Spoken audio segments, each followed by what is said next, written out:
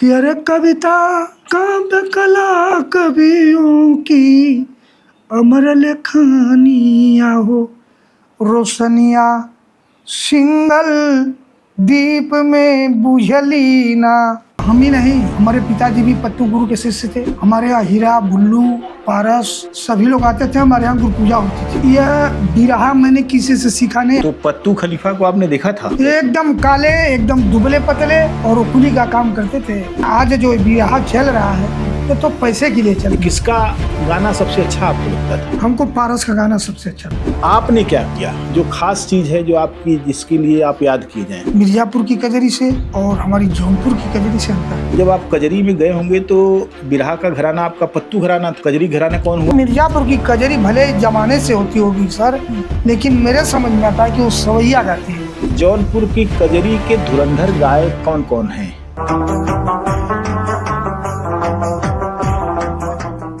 बनारस के बिरहा की खूबसूरती यही है कि उसमें घराने में घराना घुसा हुआ दिखता है। भाषा की सीमा तोड़कर भी घराना जो है कहीं और चला जा रहा है। और तमाम सारे गायक जो बनारस की चौहद्दी से पार के हैं वो भी इतने बनारसी ठाठ वाले गायक हैं कि लगता है कि उन्होंने अपना पूरा जो योगदान है बिरहा को मजबूत बनाने में किया है। ऐसे तमाम सारे गायक हैं। आज हम जौनपुर में हैं। जौनपुर के सीमांत इलाके में उत्तर कुछ ही किलोमीटर दूर आजमगढ़ शुरू होता है और दक्षिण दिशा में जब हम जाएंगे गोमती नदी के पार तो कुछ ही दूर पर बनारस शुरू हो जाएगा। ऐसे सीमांत इलाके बहुत उर्वर इसलिए होते हैं कि वहाँ कई संस्कृतियों का मेल होता है।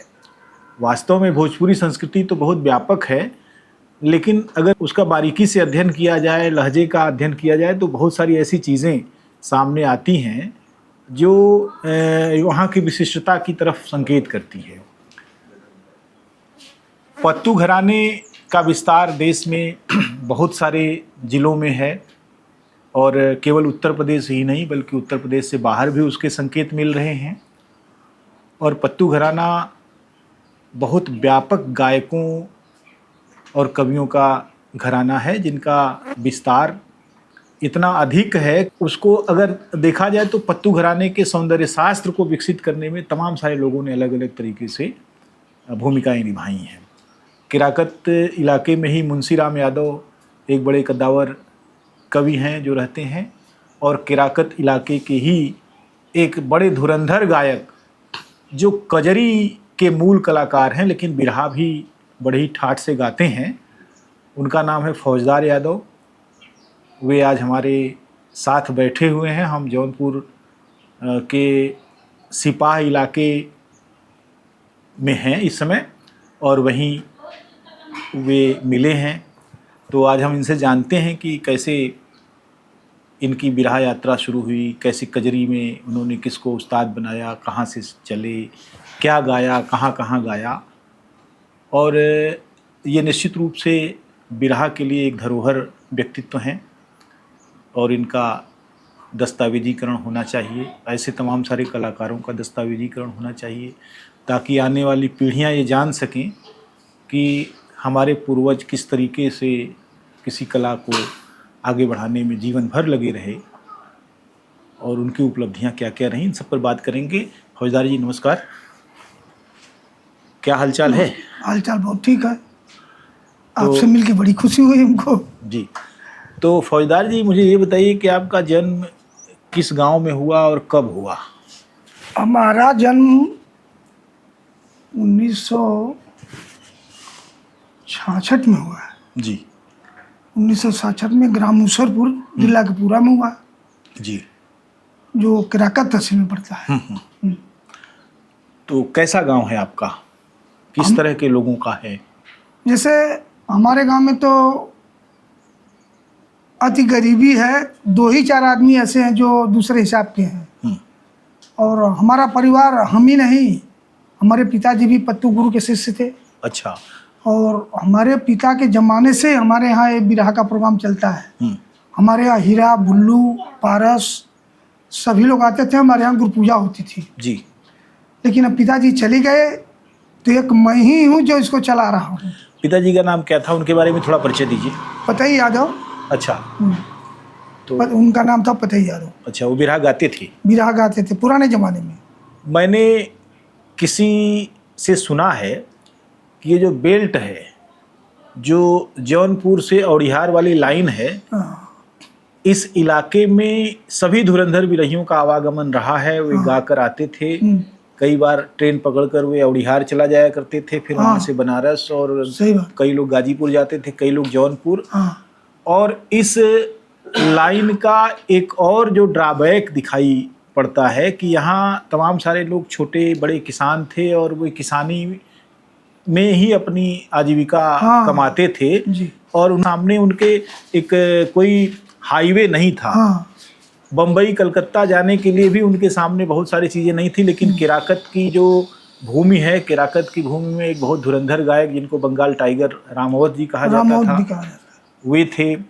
बेनी खलीफा थे इसी केराकत इलाके के नई बाजार के पास के गांव के।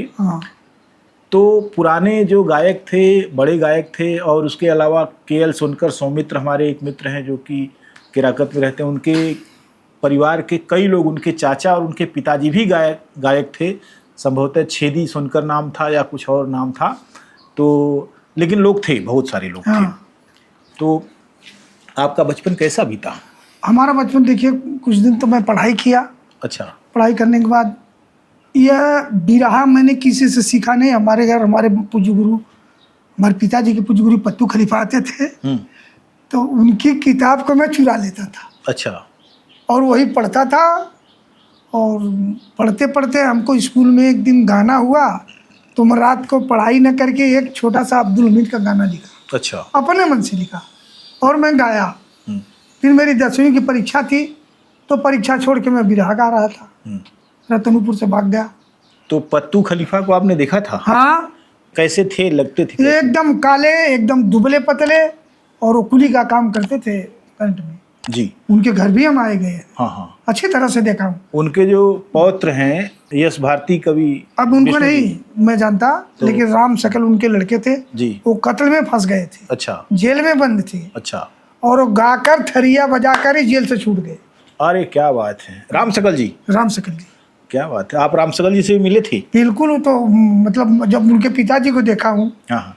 तो पत्तू गुरु जब यहाँ आते थे, आपके पिताजी से उनकी जान पहचान थी? बातें थी ना कि पहले शिष्य लोग सिन्नी देते थे, गुरु मानते थे ना। तो साल में 2 सिन्नी 4 शिष्य तैयार हो जाते थे। तो इसीलिए उनको बुलाया जाता था। तो कम से कम 15 दिन यहाँ रहते थे। अच्छा। तो कभी आपसे बातचीत का? खूब बातचीत हुई। आपने उनसे बातचीत की? अरे हम उनके पैर को दबाते रहे सर। इतना हिट दिया, इतना दबा, लेकिन वो बुड्ढा कभी सी नहीं बोला कि हमको दर्द क्या बात है! मैंने इतनी मजबूत थे। एक बात भी मैं झूठ नहीं बोलूंगा। काले से थे, एकदम दुबले पतले थे, लेकिन ज्ञान में अनपढ़ थे। लेकिन कोई बात पूछे तो तुरंत बताएं। क्या बात है! अच्छा, मैं ये कह रहा हूँ कि बिरहा समाज फिर से वापस होगा, फिर से बिरहा समाज में मारी मारा होगा।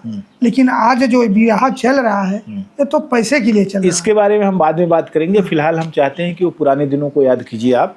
तो वो क्या क्या बतियाते थे पत्तू जी? जैसे बात तो बहुत बतियाते थे, लेकिन हमको जिस चीज़ की ज़रूरत थी हम वही पूछते थे उनसे। जैसे हमको बिरहा सीखना था तो वही ज्ञान लेते थे। महाभारत की बात पूछते थे, रामायण की बात पूछते थे, छोटी छोटी की कहानियों को सुनते थे, तो बताते थे। अब बताने के बाद हमारे पिताजी को वो बोल देते थे कि ये लड़का गाएगा क्या है, हमसे ये बात पूछता है वो बात पूछता है। और हमारी सिन्नी के बारे में आप प्रसिद्धन कवि को जानते हैं? हाँ हाँ। उनके लड़के गुड्डू हैं जी इस समय जी। प्रसिद्धन कवि मिल गए बम्बई में हमसे। अच्छा। जब बम्बई में मिल गए तो हमारे साथी एक मेवालाल थे नून मटिया के, वो आए, बोले कि आप चलिए कवि जी को सिन्नी दे दीजिए। तो मैंने कहा चलो मैं आपके कवि के पास आता हूँ। जुगेश्वरी गांव में रहते थे वो लोग। तो जुगेश्वरी में हम गए, एक राम सर नाम के थे, उन्होंने कहा पैर दबाओ। मैंने कहा कि हमको पैर दबाना होगा या दबाना होगा तो हम अपने रूम पर बुला कर दबाएंगे। हम तुम्हारे रूम पर आए हैं तो हम क्यों उम्पायर दबावें। उसने हमको कुछ कड़क जवाब दे दिया। तो मैंने कहा जो तुम्हारे गुरु लिखेंगे उस चीज़ को मैं अभी गा कर बता दूंगा बिना लिखे हुए। क्या बात है, ये तो अच्छी बात है। हो गया प्रोग्राम। जी जी, मैंने गा दिया जमींदार का गाना, बना बना के गा दिया। क्या बात। कौन सा गाना था उस समय, तो याद हो तो कुछ सुनाइए। जैसे लोकगीत मतलब आजकल विजय लाल उल गाते हैं ना, माने कहवा से आवे पलटनिया हिला झकझोर दुनिया टाइप का। अरे बहुत तरह की होती है। देवरा कहा ला भौजी सुतबे पजरवा ले ला भौजी, ये सब गाना चलत रहा उसमें। तब भाई हम तो गा दिए मगर सिन्नी दे दिया प्रसिद्धन को। प्रसिद्धन गुरु हमारे तो घर आपके आते गुरु हो गए ना तब? हाँ, अरे कई बार हमारे घर आए हैं। वो हरा मिर्चा बहुत प्रयोग करे। हाँ, गरीब आदमी हमेशा हरा मिर्चा खाता है।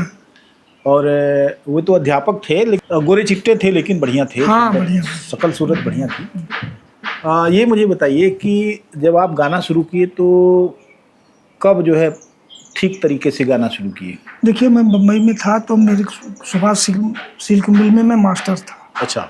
लूम का मास्टर था, बिगड़ता था तो उसको बनाते थे जी। तो हमारा प्रोग्राम जब होता था हम रामदेव से चांदीवली में गाए, जो रामदेव गुजर गए। हाँ, रामदेव तो बिरहा सम्राट इक्के तो हैया है रामदेव। तो अभी तक दुनिया में दूसरा कोई रामदेव नहीं पैदा हुआ। उनकी गुरु पूजा थी, सुल्तानपुर के दूधनाथ यादव थे, उनको मतलब पूजा दे रहे थे। तो वहाँ हम ही रामदेव गाए थे। हम हैदर अली से गोविंदी में प्रोग्राम गाए, गोविंदी जी। हैदर अली से जरौना स्टेशन पर प्रोग्राम गाए, विश्वनाथ भाई से अपने गांव पर प्रोग्राम गाए, बेचन से आजमगढ़ प्रोग्राम गाए। लेकिन परिस्थिति क्या हुई, जब हमारी कंपनी छूट देती थी तो वेतन भर के देती थी। कंपनी में थोड़ा यूनियन वालों ने यूनियन का काम बढ़ा दिया तो 2-4 महीने के लिए घर आना पड़ा। तो यहाँ भी हमारा प्रोग्राम चलता था तो यहाँ हमारे भाई लोगों ने ये विपत्ति डाल दिया कि मतलब ये दिन भर घूमते हैं और गाते हैं, इनके अलगा दो। अच्छा। हम 3 दिन पर प्रोग्राम करके आया, हमारे घर में कोहरा मचा है, हम अलग हो गए ऐसे। तब जिम्मेदारी बढ़ गई आपकी, अकेले ऊपर आ गई ना? अकेले आ गई। फिर भी बीच में हम रोक दिया बिरहा, वैसा बढ़िया समाज नहीं मिला। आपके वो भक्त हुआ के लोग थे बलुआ घाट के, हमारा ढोलक हारमोनिया बजाने वाले पारस भाई एकदम हमारे कलेजा रहलन पारस भाई। उनकर भाई भरत नाम उनके ना समझिए। पारस हमार बिरहा लिखल 3 थे लेकर और आप अब्बे कहीं कौनो भी चीज़ के हम अब्बे लिख के दे दे। अच्छा, ये बताइए कि आप लिखना कब शुरू किए? बस वही बताया ना, मैं कक्षा 8 में पढ़ रहा था ना। अच्छा। तो रात में अपना एक गाना लिखा। अब माता जी की कृपा है कि वो हमको आते जाता है बस एकदम सब। मैंने एक बार तुक बैठ गया तो तुक बैठता चला जाता है, ये मैं जानता हूँ। माता जी और पिताजी की कृपा तो होती है। बहरहाल मैं ये पूछ रहा हूँ आपसे कि आप उस जमाने में जब आपकी जवानी थी तब तो बहुत धुरंधर गायकों का बिरहा होता था। तो किसका गाना सबसे अच्छा आपको लगता था? हमको पारस का गाना सबसे अच्छा लगता था। अच्छा, क्या खास बात थी जो पारस का गाना? पारस बगैर माइक के इतनी आवाज में गाते थे और गाने की एक लाइन थी। कोई कलाकार है सुमिरन गाना शुरू किया इतनी आवाज में गा देगा, आगे का कुछ सजा नहीं पाएगा वो। जैसे क्लासिकल चीज हमको गाना है, हम पहले में से ज्यादा आवाज में गा दिए, अब हमको एक फिल्म गाना है बाद में तो वो सजेगी नहीं। तो पारस का ऐसा हिसाब था कि वो धीरे धीरे। अब देखिए, कुकर में भात जब पकाते हैं तो पूरी आंच में इसलिए पकाते हैं कि भात में पानी नहीं रह जाना है। ठीक है, कुकर वाले में। कुकर में जब दाल पकाते हैं तो आधी आंच में इसलिए पकाते हैं कि धीरे धीरे दाल कई बार जो है वो गर्म होगी, मैंने सीटी बजेगी और दाल में पानी रहेगा। इसलिए बिरहा भी जो है मुझे लगता है कि कब दाल वाला बिरहा है कब भात वाला बिरहा है ये तो जानना पड़ेगा। मैं ये कह रहा हूँ आपसे कि पारस जी के कितने गाने आपने सुने, कौन सा गाना उनका सबसे अच्छा लगता था आपको? देखिए उस समय तो बहुत हो गया। गाना वो अनिरुद्ध और उषा का गाते थे। हाँ, तो बहुत बढ़िया लगता था हमको। जी। हाँ, और उस जमाने में माइक तो था नहीं। हाँ, माइक नहीं था तो आवाज़ इनकी पर्याप्त थी कि अगर वो कम से कम आधा किलोमीटर या किलोमीटर के अंदर गाते हैं। हाँ, नहीं उस समय बहुत सारे धुरंधर गायक थे, गाते थे तो अच्छा। उसके बाद जैसे हमारे माननीय बड़े भैया राम मोहन जी गुजर गए, राम मोहन, पारस और एक राम खिलावन थे, राम खिलावन पुजारी, उनको भी मैं देखा हूँ। लंबा कुर्ता। हाँ, ये लोग गायक थे। जैसे कोई चीज सामने वाला पिंगल गा दिया तो पिंगल का जवाब पिंगल से देना चाहिए ना। आज अगर आप इन कलाकारों के सामने पिंगल गा देंगे तो इनको पिंगल का कोई मतलब नहीं। आजकल के कलाकार ज्यादा उस लटके झटके जो है वो सब वो दूसरी चीजें सोच रहे हैं ना, कि तत्काल लोगों को खुश करने की। मैं आपको बताऊं सर, आज के 20 बरस पहले मैं हमारे गांव में एक तरही थी हीरालाल के यहाँ जी, तो वहाँ मैं कजरी गा रहा था। यही साधु भाई हमारे ढोलक बजा रहे थे और यही के एक गवैया हमारे जोड़ में प्रतिद्वंदी थे। मैंने एक तर्ज गाया था कि नथिया गिर गई नारी में, और पूछ लीजिए मैंने इस चीज को गाया है झुलनिया बसवारी में। 15-20 बरस हो गया हमको गा के। कोई एक लालचन है इधर का सागंज की तरफ, वो इसी गीत को आज का रिकॉर्डिंग करके गवा रहा है। अच्छा, पहले थोड़ा ये होता था कि किसी कवि की कोई किताब तो छपी नहीं, छाप में अगर किसी ने गा दिया है तो वही उसका सुरक्षित है आख्यान। बाकी सब बिना लिखे मैंने लिखा हुआ तो है, छपा नहीं। तो दूसरे लोगों ने लिया मांग के और वो खुद अपने नाम से चला दिए, वो महापाप है सर। और लेकिन ये तो काम बहुत तगड़ा हुआ है ना इधर। नहीं, ये महापाप है, हम तो इसके लिए रोक देते हैं। हाँ, हम लिखे हैं गीत जैसे 2 अक्षर में सीताराम है, 3.5 अक्षर में लक्ष्मण, और 3.5 अक्षर में उर्मिला, 3.5 अक्षर में भरत, तो 3 अक्षर में महादेवी, 3.5 अक्षर में शत्रुघ्न, तो 3.5 अक्षर में सुकृति। मैंने इस चीज को लिखा है। अच्छा, मुझे ये बताइए कि तमाम सारे अखाड़े, खासतौर से रमन का अखाड़ा पत्तू का अखाड़ा, इन सारे अखाड़ों में पौराणिक आख्यान, महाभारत और दूसरी चीजें, रामायण, रामचरितमानस की तो कोई बात नहीं है, वो सब कहानियां उठाते हैं। लेकिन अपने समाजों की कितनी कहानियां उठाते हैं? हाँ, ये भी बात आपकी सही है। कितनी कहानी उठाई? तो देखिए, जैसे हमारे यादव कुल के लोरिक थे, उनकी भी कोई किताब नहीं निकली है, खाली मुंह से गा देते हैं लोग। लेकिन मैंने कहीं पढ़ा नहीं। नहीं, किताब है, कई किताबें हैं, लेकिन वो किताबें बहुत चर्चित नहीं हुई। लोरिकी का एक तो संकलन है, संकलन, और अभी एक चंदौली के सहजौर गांव के द्वारिका प्रसाद बिहवल नाम के कवि जो हैं, उन्होंने 2 किताबें लिखी हैं लोरिकी के ऊपर हैं। और उसके अलावा लोरिक का आख्यान बहुत है, लेकिन वो इतना ज्यादा चर्चित लोक में ही है, वो लोक की चीजें हैं। ठीक है, अभी एक गायक गा रहे थे, कह रहे थे कि लोरिक एक ठो मेहरारू ले आए, बने वहां से ब्याह के, उसको छोड़ के एक ठो दूसरी के चक्कर में पड़े, और फिर दूसरी से शराब मंगवाए, और शराब मांगने गई तो पता लगा कि वो जो जमुनी उसकी सुंदरता पर रीझ करके इसका चाहने वाला कितना बड़ा होगा, तो आधा पानी मिला के दे दिया। तो गए उसकी भट्ठी तोड़ने और वही उस पर मोहित हो गए, बोले ये हो रहेगी। तो बोले कि इसमें लोरिक का मामला यह है कि महिलाओं के प्रति उनका जो भाव है, अब एक लड़ाई जीत गए नेवरापुर की है, और बोले कि यही के हमें दे दा जमुनी के, और एक बाबू तोरे लग गए आवत हैं, तो तू कह देबा तो ब्याह कर दिहन। मने लोरिक का कुल मामला यहाँ था उत्तर प्रदेश में ही बा, आख्यान में ही हो, लेकिन लोरिक बिहार में देवता बायन है। लोरिक के नाव से लोरिक सेना बनाए, वहाँ जो है मने जो रणवीर सेना के खिलाफ, और जो रणवीर सेना के लोग जो है रात में जाके सोए हुए मजदूरों को मार डालते थे, आग लगा देते थे, उसके खिलाफ लोरिक सेना वाले लड़े। तो लोरिक एक बहादुरी का प्रतीक वहाँ आधुनिक युग में बने, अभी 20वीं शताब्दी में है। तो लोरिक का सही पर्सपेक्टिव में मूल्यांकन नहीं हुआ, लोरिक को केवल लोगों ने लोक में गाया। बहरहाल मैं केवल जो आपसे बात कहना चाहता था, आप तो खुदे कवि हैं, अब कवि बिरहिया से थोड़ा ऊंचा होता है ऐसा मैं मानता हूँ, है, क्योंकि अगर कवि लिखेगा नहीं तो बिरहिया क्या करेगा, पाँ करेगा यहाँ, है, उसके पास कुछ होगा नहीं। अब देखिए, जितने बड़े बड़े कवि, चंद्रिका न रहती तो रामदेव क्या गाते, आवाज़ बड़ी थी उनकी, और रामदेव और चंद्रिका दोनों ने मिल के व्याकरण ही बदल दिया बिरहा का, है एकदम। जो चीज़ पुराण और आख्यान में थी, मैंने उधर महाभारत क्या बोलते हैं रामायण में थी, उसको उन्होंने उठा के जो है एकदम मध्यकाल में ले आके खड़ा कर दिया। और वो सारे जो मनुष्य हैं जो हाड़ मांस वाले, वो देवता नहीं है, वो लड़ते हैं आदमियों की तरह, वो भले ही सामंती युग के थे। तो ये काम उन्होंने किया। तो आपने क्या किया जो खास चीज़ है जो आपकी, जिसके लिए आप याद किए जाएं? जैसे देखिए सर, याद करने वाली बात यह है कि वही बात मैं बता रहा था कि अगर हम किसी से लड़ते हैं वो हमारे बराबर नहीं लड़ पा रहा है तो क्या करें हम। इसलिए लोप हो रहा है। हम तो दुनिया भर का नाटक लगा के पैसा कमाने के चक्कर में ऐसे गा दिए वैसे गा दिए। नहीं, मैं जो सवाल पूछ रहा हूँ वो आप नहीं समझ पाए। मैं ये कह रहा हूँ कि एक कवि के रूप में आपके सामने जो सामाजिक समस्याएं हैं या थीं, वो क्या थीं, आपने उन समस्याओं पर कैसे, जैसे दहेज पर लोग मानते हैं, दहेज ऐसी आम समस्या नहीं जितनी बड़ी बेरोजगारी है। हर घर में 2 ठो बेरोजगार मिलेगा, लेकिन 50 घरों में एक लड़की है जो दहेज के कारण जो है मरती है, या सैकड़ों घरों में एक गांव में एक हो सकती है। तो दहेज तो एक विकराल समस्या है, और चूंकि लड़कियों की शादी के लिए हर बाप जाता है तो उसको पैसा ज़्यादा देना पड़ता है।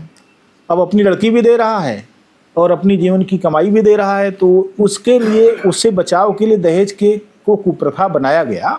लड़कियां जो जली वली, वो तो खैर जो समस्या है वो तो मानवीय समाज की गिरावट का सबसे बड़ा नमूना है। लेकिन सबसे बड़ा जो संकट था वो ये था कि बापों को अपनी पगड़ी ऊंची रखने के लिए कर्ज लेकर खेत बेचकर शादी करना होता था, और इससे बचने के लिए लोगों ने दहेज की समस्या को बड़ा विकराल बना दिया। जबकि बेरोजगारी बड़ी समस्या थी, जातिवाद बड़ी समस्या थी, लोग पढ़े लिखे नहीं थे उस समय। आपके ज़माने में कितने लोग पढ़े लिखे थे? बहुत कम। और दूसरी चीज कोई ध्यान नहीं देता। हाँ, और आज जो है, आज जब बहुत सारे लड़के पढ़ लिख के सामने आ रहे हैं तो उनके पास नौकरी नहीं है। ऐसा लगता है कि वो घूमने के लिए, फिर वो बाद में फ्रस्ट्रेटेड होकर बेचारे वो क्या करेंगे। अगर वो कहीं चोरी छिनैती करने लगे, अपराध करने लगे, तो क्या आश्चर्य क्या है कि नहीं। तो इन समस्याओं पर आपका क्या फोकस था? हाँ, बहुत कुछ लिखा हूँ मैं। बहरहाल एक चीज़ तो ये भी है, मैं ये कह रहा हूँ कि मान लीजिए आपने समकालीन चीज़ों पर नहीं जोर दिया, तो क्लासिक पर जोर दिया आपने। क्लासिक भी ठीक है, तो अब क्या स्थिति है, अब क्या करते हैं आप? मैंने बिरहा लेखन में या गायन में क्या भूमिका आपकी रह गई है? अब हम मतलब अपना जो लिखता हूँ, हम मतलब उसको मजबूत चीज़ से लिखे। जैसे बंदिश में लिखना है तो उसको दोनों तरफ बंदिश लगा के लिख देंगे। हाँ, अच्छा, कोई आते हैं हमारे छोटी छोटी गीत मांगने के लिए तो तुरंत लिख के दे, लेकिन उसका कोई मतलब नहीं रहता है। हाँ, जैसे क्या गीत देते हैं अभी आप? जैसे अब हमसे बिरहा कोई मांगेगा तो बिरहा के रूप में लिखेंगे। नहीं, गीत अगर जैसे मान लीजिए गीत भी लिए जो है, तो गीत किस तरह के गीत देते हैं आप? जैसे उनकी इच्छा जो है कि हमको बताएंगे कि हमको छोटी सी गीत लिख कर दीजिए, 10 लाइन की या 4 लाइन की, तो लिख कर देता हूँ। अच्छा, तो मैंने अभी आप ये सब, मैं अपने लिए जो है लिख कर रखता नहीं। 2-4 पॉइंट ऐसी है जो गाने में भूल जाती है, उसको कभी आप नहीं, अगर चाहें तो इसे बना के कभी पूरा नहीं कर सकते। तो एक बात छूटी गई थी, जब अलगौजी हो गई आपके यहाँ, तो उसके बाद फिर आपने कहा कि जब घर में आए तो कोहराम मचा हुआ, भाई कैसे लोग खाएंगे, क्योंकि अलगौजी का मतलब तो एक भाई के घर में मालपुआ बनेगा, दूसरे के यहाँ भाई हम तो रोटी भी नहीं है, ऐसा होता है। और अलगौजी हमेशा जो है न्यायपूर्ण नहीं होती। अलगौजी का ये भी होता है कि भैया जाके फरके मड़ई लगावें और रहें।